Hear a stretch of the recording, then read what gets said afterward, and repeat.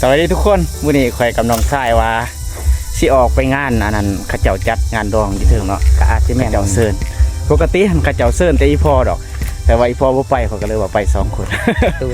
มื้อนี้เป็นมื้อวันที่13เนาะขอตูดก่อนเนาะมื้ออื่นที่14จึงว่ากันว่าสิไปไสเนาะโอเคไป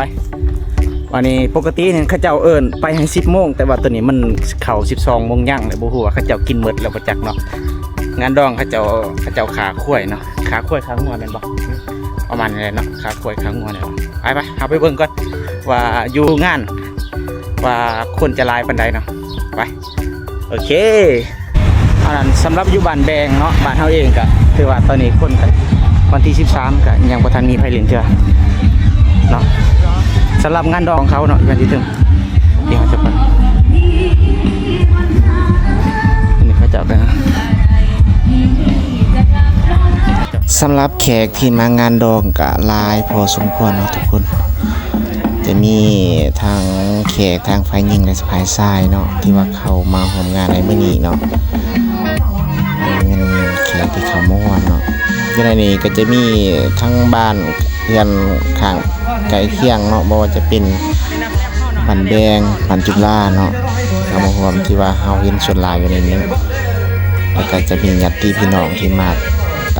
ต่างแขวงต่างบ้านก็มีเนาะที่เขามาร่วมในงานดองในครั้งนี้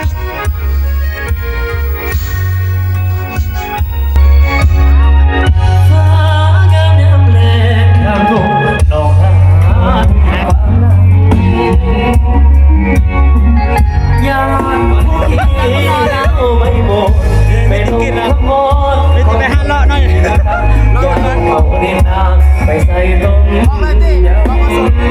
นี่โซดเด้อนี่เด้อเพลงข้างทุ่งมองหาเป็นสีโศกโศกส่งใจกับลมไปบอกคนงามเจ้าสีดารวนโคอันนี้จะเป็นศูนย์พ่อครัวแม่ครัวเนาะปกติเฮาเห็นแต่ผู้หญิงเขาเจ้าอันเฮ็ดเวียกเฮ็ดหรือว่าสวยประเภทนี้แต่ว่าผู้ชายเฮาก็เฮ็ดได้คือกันเนาะอันนี้เป็นโซนครัวของเขาเจ้าถือว่างานนี้ก็ใหญ่พอสมควรนะสำหรับงานดองของน้องสุนีเพิ่นอันนี้เป็นเซฟครัวเนาะอันนี้มันเซฟครัวเนี่ยอันนี้บ่หน้าครัวเด้อนี่เด้ออันนี้มันหมู่เนาะเฮียนจบมาช่วงม .7 นำกันแล้วก็แยกย้ายไปวันเนาะไปเติบโตแต่ว่าเฮาเนี่ยออกไปเรียนต่อแต่ว่าเราเนี่ยสร้างครอบครัวนะได้ลูก2-3 คนแหละมาเต็มทันทีเซลล์บินเลยอากาศนอนเนาะพี่น้องเนาะเอาเลิกกันนี่เบอร์สีวันงามเนาะถ้าจะถึงกันแต่งมาเจมาโอ้ยนางอยู่ไกลเนี่ยขึ้นบอลไก่ไพ่ถงมาแกนางโมนิงโมติมาจากน้ำมันเด้อเอาไปฝากธนาคารแน่จะได้ถงสิคารทีมเราเลยอันว่าไม่อย่างเราโค้ชงเอ้ยมีแต่กับแป้งครับสลิงติ้งนี่นะนักสาวเครื่องเลยยังผู้ใดเจยังผู้ใดนักสาวสุรีบออนุญาตเป็นเกียรตินักสาวสุรีนะมา